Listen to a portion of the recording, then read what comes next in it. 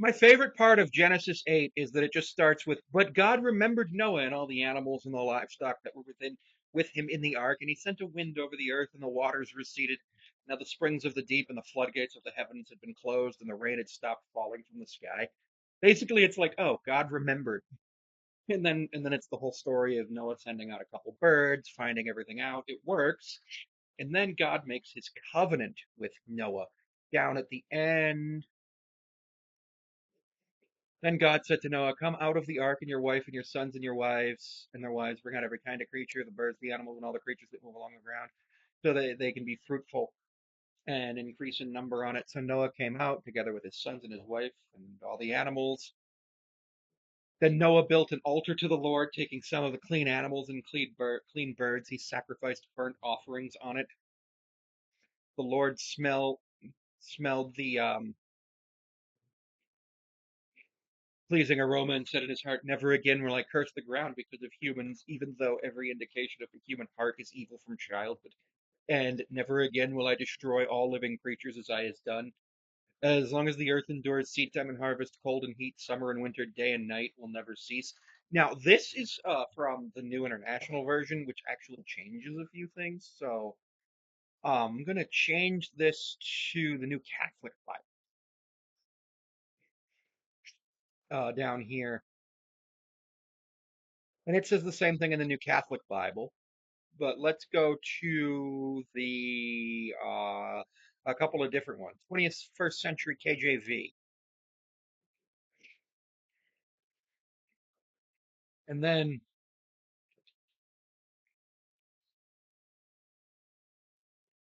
so the KJV is basically the same. Complete Jewish Bible. Just need the Hebrew Bible.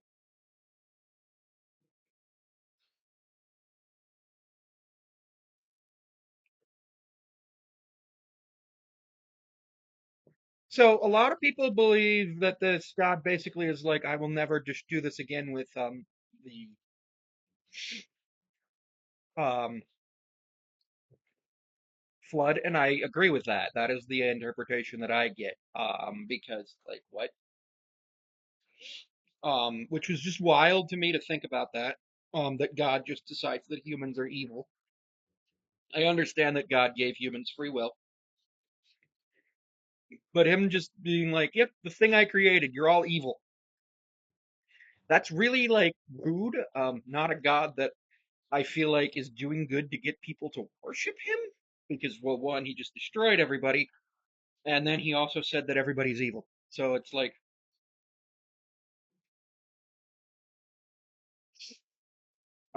so it's one of those things where it's like, yeah, this is interesting. This is very interesting because why would did God destroy everybody? And it's like, yeah, okay, the Nephilim and the sinning and the angels or sons of God coming down and destroying people, and them being the heroes of old. That's a whole thing where it could be related to Greek mythology and the ages, which Greek mythology, Sumerian mythology, and biblical mythology all influenced each other in many ways. As we know, most of the Mediterranean area had flood myths. Egypt had flood stories, but not necessarily a flood myth because they had floods. This stories where it's like, okay, okay, God, why did you do that? Why? What was the reasoning for this? You could have done this in so many different ways. 1599 Geneva Bible.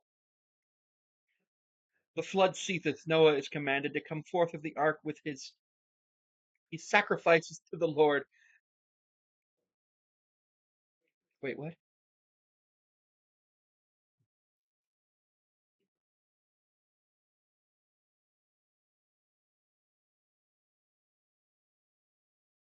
Well, the things have I done? As I have done. Because as I have done implies that he won't flood anymore.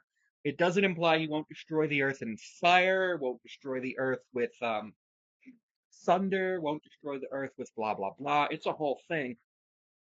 So yeah, not really doing a good job of getting people to worship you there. It's one of those things where it's like this is really weird.